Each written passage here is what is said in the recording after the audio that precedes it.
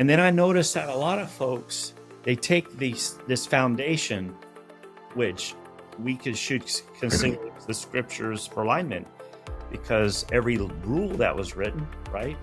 Every rule that we are to follow, they were written because somebody lost a body part. Blood was shed. So now we have a new rule. So the book gets thicker and thicker and thicker. But what's happening with the thickness of the book, these serious injuries and fatalities, SIFs, is the numbers remain the same. Hey, and welcome to the Electrical Safety Podcast. My name is John Travis. I'm your host, and today we have Brent Jeffries. He's the VP of Field Operations and Safety Instructor with Bierer Meters. Brent, thanks for coming on the show. Absolutely, Jonathan. I appreciate the invite, and it's great to be here with you today. Yeah, so we usually just get started off. I'd love to kind of find out, how people got started in the industry and sort of what led them eventually into getting into safety. So you can go back as far as you'd like, and just curious how you got started in the utility world and maybe how you find your way to beer. Sure. Yeah, just real briefly, Walter Bierer, he married my mom when I was about 5. So he became my new dad since 5 years old. So he considers me his son, and he's my dad. So we were raised in Arizona, and went to high school in Arizona, and went to college. And interestingly enough, I went to NAU and studied for 2.5 years. I studied electrical engineering. So that was kind of cool. And unbeknownst to me, after 2.5 years, I decided to quit college and start my own company in Arizona. And basically, I started a remodeling business and landscaping company, and met my wife. We adopted 3 beautiful children and raised them up in Arizona. And after owning the company for about 29 years, my family contacted me here in South Carolina, and they said, "Hey, why don't you sell your company and come work with us?" And my wife and I said, after 29 years of owning a company, we had about 40, 50 employees. It's pretty tough. And, learning how to deal with people and talk with people, communicate and all that. It was like, maybe we could take a break and let's do something different. Mm-hmm. So they hired me about 10 years ago. Now it's been about 10 years, and sold my company, lickety split, sold it. It was a very successful company, and came over here to South Carolina from Arizona. And my kids were old enough, my 2 daughters, so they stayed in Arizona and became teachers there they had friends, obviously. And my son, he moved with us here to South Carolina. So now I've been with Bierer Meters for 10 years. Nice. So, getting into safety instruction, how did you find your way, from starting with beer 10 years ago to now doing that? Looking at your LinkedIn page, it seems like you're speaking to quite a few people at a time and some big conferences and things like that. So how'd that all unfold?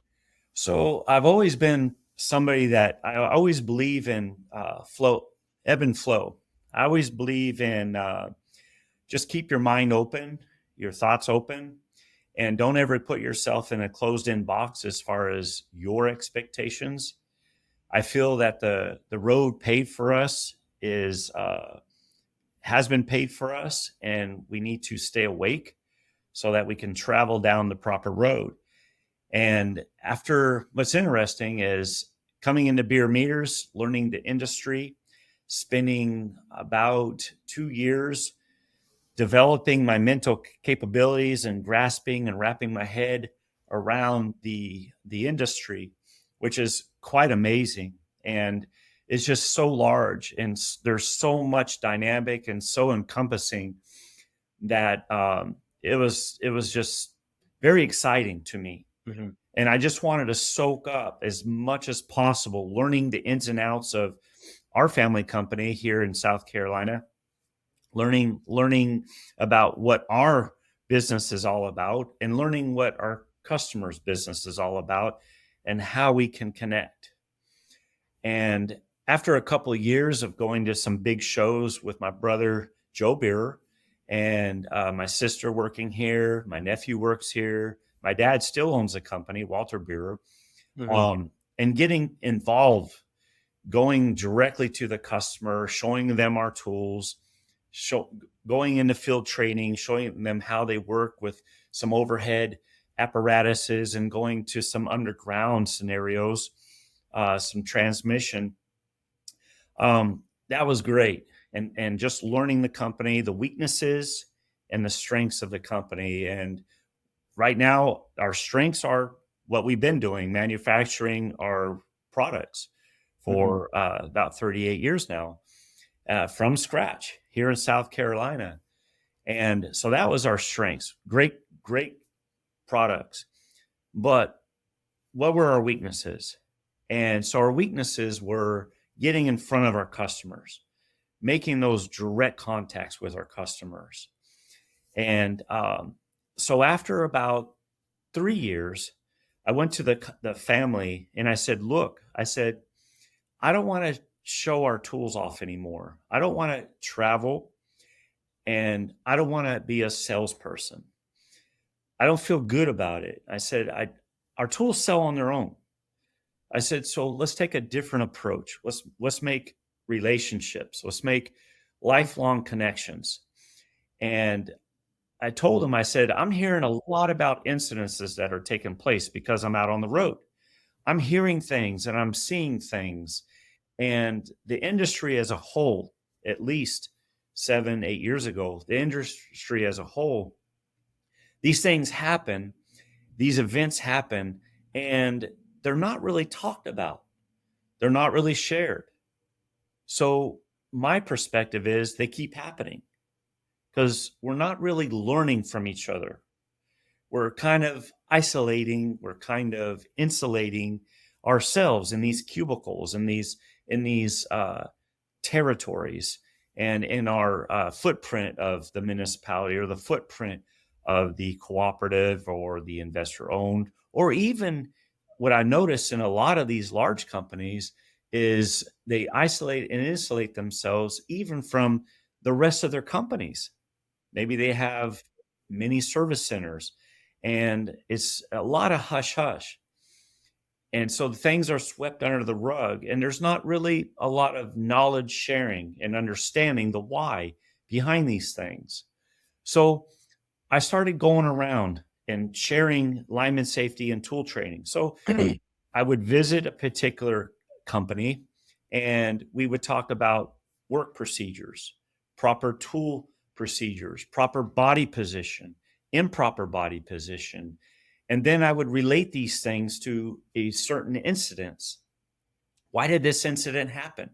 And then I started sharing their electrical reality and using our tools, which are so accurate, using our tools to prove their electrical reality and stop talking about theory. So I like to present these things not as electrical theory, but sharing their electrical reality and showing how their bodies couple with capacitance when they enter these minimum approach distance, or when they're using PPE in relation to maybe another phase behind them that they're really not focusing on, or situational awareness that they might be lacking. And then sharing why these incidents have taken place. And I started learning more and more about all these incidences, and we started connecting with these utilities and the safety people and CEOs and operations managers from all around the country with different ideas, different thoughts, different work procedures, and Mm-hmm. all these principles. We have this OSHA that we go from, this 1910.269, that our distribution, our transmission, our underground, we all use this OSHA 1910.269. And we use that as that's it. That's what we talk about. And then I noticed that a lot of folks, they take this foundation, which should consider the scriptures for alignment, because every rule that was written, right? Every rule that we are to follow, they were written because somebody lost a body part. Mm-hmm. Blood was shed. So now we have a new rule. So the book gets thicker and thicker and thicker. See? But what's happening with the thickness of the book, these serious incidences, these serious injuries and fatalities, SIFs, these things, the numbers remain the same. And that's amazing. I mean, just ponder on that, just think about that. And what comes to your mind? Well, the question why, I guess, or what, are these rules actually doing anything? Right. And that's the point. So are the rules doing anything? Well, I think they are to a degree, for sure. And I look at the OSHA 1910.269, and this is how I train it. I look at that as the foundation. And in order to build a house, you have to have a solid foundation, no doubt. Mm-hmm. Okay. But what happens is most folks, they set this foundation and they forget about, when they think about safety, I look at safety as a dwelling place. So a dwelling place, you're looking at building walls. You're looking at building a strong roof system that can withstand hurricanes. We'll say they can withstand storms or incidences. Let's use it as an allegory. They can withstand injuries. We can build capacity within this house to fail safely. And a lot of folks, what they do is they have a foundation and they're out in the open, standing on the foundation, and they're out in the open where the storms come in. And they might not have an event happen for years and years. But because they fail to build up a significant wall and hurricane, a roof that can withstand hurricanes and serious injuries, all of a sudden they happen. It's like, how could this happen? How could these events happen? You see what I'm saying? Yeah, well, I do. I have some questions here. So just going back earlier, you mentioned their electrical reality. Now, when you say that, the question that comes to my mind is, so are they living in, not in reality? Are you saying that most people they're operating under maybe assumptions that aren't true? And Or just maybe explain a bit more on what you mean. Yeah. So the assumptions that aren't true. Okay. And the big thing that I see in this industry, and what I'll do is I'll share a slide with you on this particular subject, is complacency. It's one of the largest things that I see. And I kind of wrote up, and I'll send this, I wrote up a slide, and it's part of my current PowerPoint. And let me read this to you real quick. So in the middle, there's a javelinas. There's a herd of javelina. Okay. And I use this scenario as a metaphor for complacency. And I'll share this story. It's an amazing story of what I learned with complacency when I used to hunt in Arizona before I ever realized that I was going to be a safety instructor. Mm-hmm. And this is the definition of complacency from my perspective. Feeling so satisfied with your own abilities or situation that you fail to work. Now, this is important, that you fail to work as a line team. See? And the electrical reality is, and this is where we don't realize our electrical reality, is we become complacent. We think we're so good at our job, and we really are. I mean, if you've worked in line work for 10 years or more, I consider that person, that journeyman lineman, to have a PhD in line work. Mm-hmm. And it's so true. A PhD in line work. And they're super intelligent. They're geniuses, absolutely geniuses. But what happens is we can become complacent. And we become so sure of our abilities that we forget to keep our eye on the ball. And the eye on the ball is keeping our mind on the game of working safely. You see? And so we wear PPE. We wear our hard hats. We have our gloves on. Maybe we have our sleeves on. We have our dielectric boots on. We have all these things that really are to be the last resort, the last line of defense. All right. But our first line of defense that we have, and we must always remember as we're playing this game and keeping our eye on the ball, is we have to remain a line team. There's a guy in the ground. Okay. He's a journeyman. There's an apprentice that's in the bucket that just became a journeyman lineman, just topped out. Okay. And the guy in the bucket bumps his head on the conductor. He's got a hard hat on, but that should have never happened.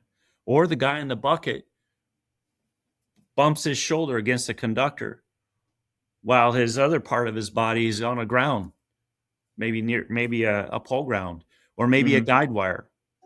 And there's a guy in the bucket that's supposed to be watching him working as a line team. But the guy that was on the ground working as a line team, he was in the truck looking at some paperwork, or maybe they were texting a girlfriend on company time. You see how this works? So the electrical reality is we create this thing that we think this electrical reality is our own deal. I got this.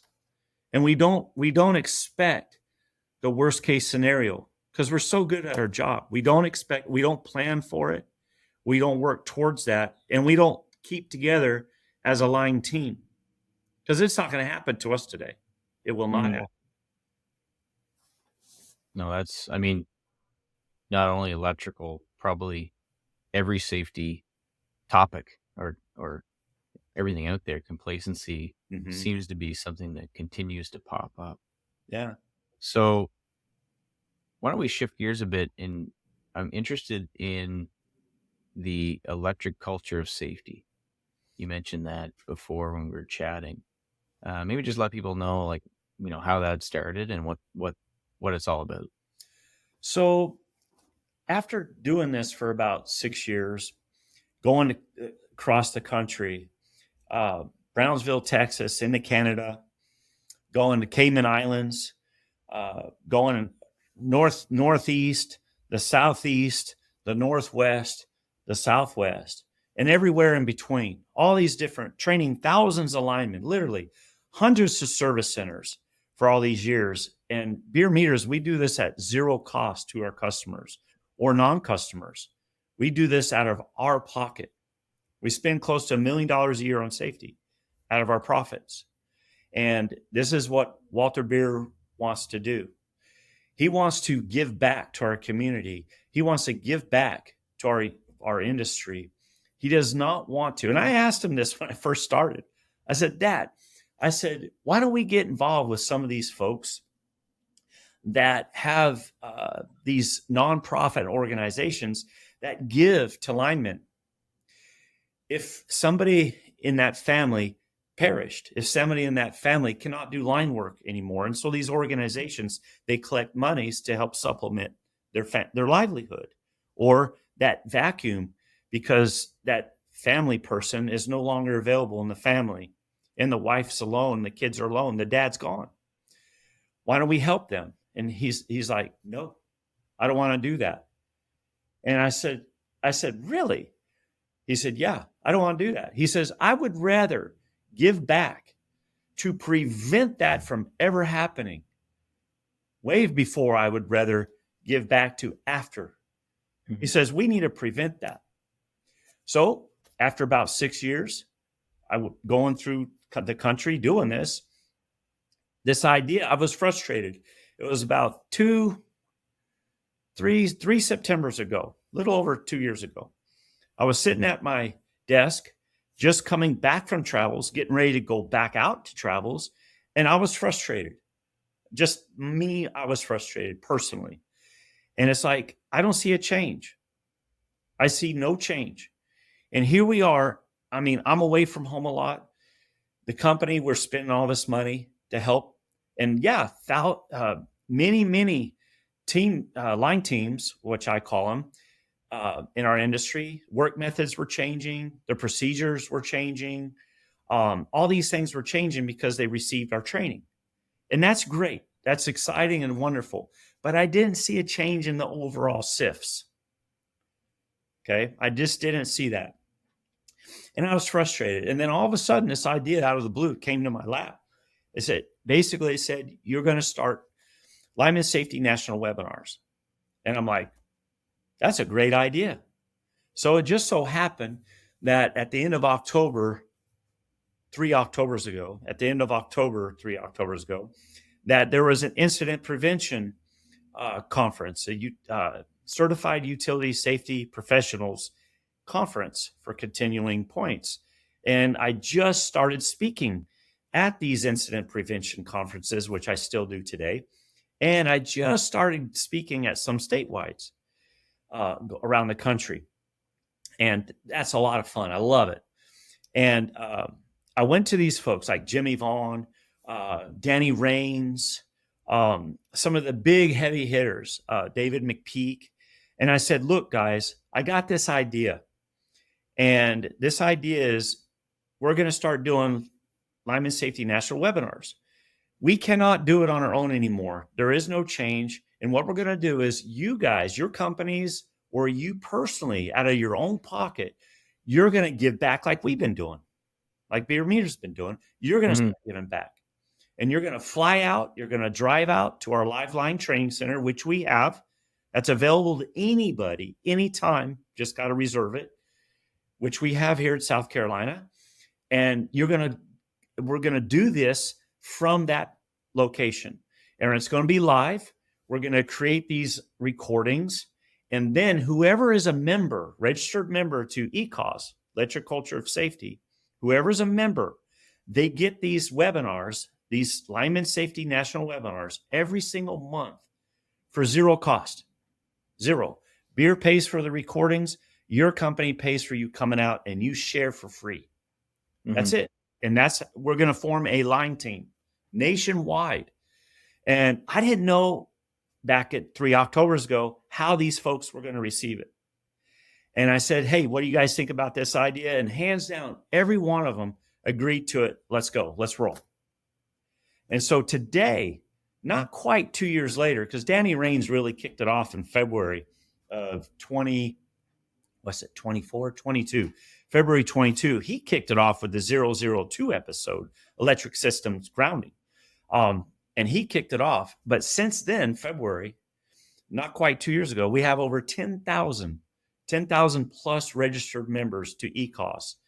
I mean, folks around the country, and they're all getting these lineman safety national webinars now, 2 a month. 2 a month now, not one, but 2. These folks are coming in and they're getting them absolutely free. And it's just amazing what's going on here. Yeah, no, that sounds super cool. So I'm curious more on, well, maybe if we just talk about these webinars. Yeah.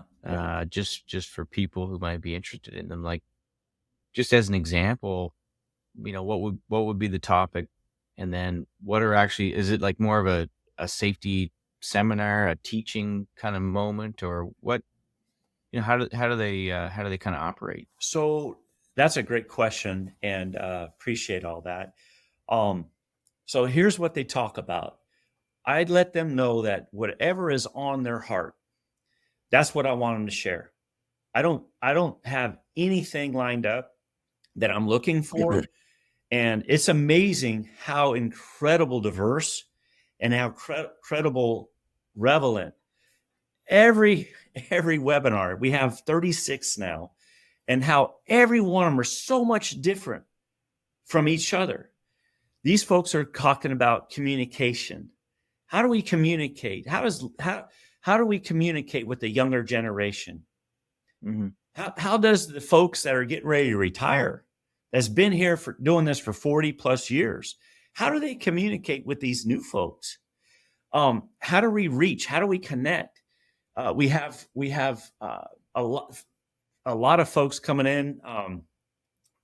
Billy Martin, he's has three of them, and he talks about how does your brain function? How does the processes that go on in your mind? How do they how do they keep you from connecting with your fellow line worker? How do we get rid of that wall, and how do we find that reconnection? He is so good. I just enjoyed. We've had uh, once was it one span power line. One span came in helicopters. They do a lot of helicopter work, and how how that is related to line work, and talking about how the helicopters, how they are training, and the pilots, and what they are to recognize, and what are they supposed to, like, whoa, question, pause for a moment. How can we bring that in? um there's leadership. How do we grow? How do we become leaders? Because it's not something that you just are born with. It's something that you have to learn. You cannot go from an apprentice, a journeyman lineman, and a supervisor, a qualified employee, an employee in charge. You have to learn these things. These are great responsibilities. And grounding, how to set up your EPZ, how to set up your bonding, knowing that electricity will travel through every available path, including you. Since we are born out of dirt and our bodies are dirt and water, we're walking, living, breathing ground planes. Mm-hmm. So how do we work through these things and understand our electrical reality once more? And let me share with you, I do have a flyer that's recent. Had Mr. Jason Brosnan and Mike Bear. I think you interviewed Mr. Mike Yep. Bear recently. So they're going to be Yeah. coming in July, and I'll send this slide to you. But this is a great example of what we have. And this is coming up in 2 weeks. So great folks. And Tyndale and Castle Rock Safety, they're all giving back. And, like Mike Barr, Mike Barr, he's giving back out of his own pocket personally. That's his company. We had a lady come in last year, or last December, and she paid for it all out of her pocket. Summer Ray, Summer Speak Safety, and she paid for it. And her topic is a whole person approach to safety, as far as the person, what's going on with them personally. Mm-hmm. Are they having issues, personal issues? What about their health? What about things that are in their mind, their worries, their concerns, not just on the job, but out of the job, and how these things are brought to the job site. And when folks are worried about things, when they have health issues and family, personal issues, how their safety level, the safety meter drops, and it's very dangerous. Mm-hmm. But how can we mitigate these things and work through these things as a line team? Just all these webinars are just amazing. Yeah. Well, everything that we've just spoken about here in the last 25 minutes sounds phenomenal. And it really does sound like what you guys are doing is a little bit a cut above maybe what you would find in a typical safety course, especially one with electrical. I do find that they get very technical. Mm-hmm. And, we were talking about complacency earlier. And when it comes to something like complacency, it's definitely not so much the technical, but more almost the human side. Exactly. And I would probably urge people to sign up and join these groups. And what I was going to say was, we'll definitely link to everything you've been talking about in the show notes, and maybe you can share some of those documents as well. We can figure out how to get that to people. Just before we close out, Brent, is there anything else that maybe you've got coming up, maybe somewhere you're presenting that people could check you out, or even, maybe there's something online that Yeah. you got going on. So, What's coming up? yeah, so we have a lot of resources that are easily obtainable if you go to Beer Meters YouTube channel and you go to Beer Meters YouTube channel. We have almost 200 videos, and about a third of the videos are regarding how to use our tools properly. The other 2/3 of the videos are all about safety. And some of them are short clips, and some of the videos that we have regarding safety and how to use our tools properly are long clips. And some of them are over 2 hours long, and they are free to download. They are. I get a lot of folks that contact me, and they'll write me an email and take a picture, and they'll say, "Hey, Brent, we used one of your safety videos. It was raining today, and we just brought the crew in, and we're watching you on and what you're talking about." And we'll do it live. I'll do a webinar where they'll go through a safety video. They'll stop it. They'll ask me questions. I'll ask them questions, and then they'll restart it. I do that all the time. You can go to safety training at beermeters.com.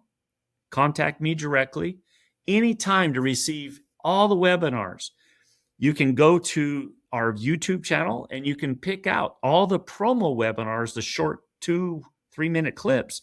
You can find the subject matter of those, watch them, and let me know which ones you want the full recording of. I'll send them to you, no cost. And then also, we just started live, electriccultureofsafety.com. Just still under construction. It's we're still working through it, but we're going live now, and it's available, and that's going to be open up to everybody worldwide. Awesome. No, that sounds fantastic. So once again, thank you for coming on the show. It's been great. Thank you, Jonathan. We'll chat soon. All right, brother. Take care, man.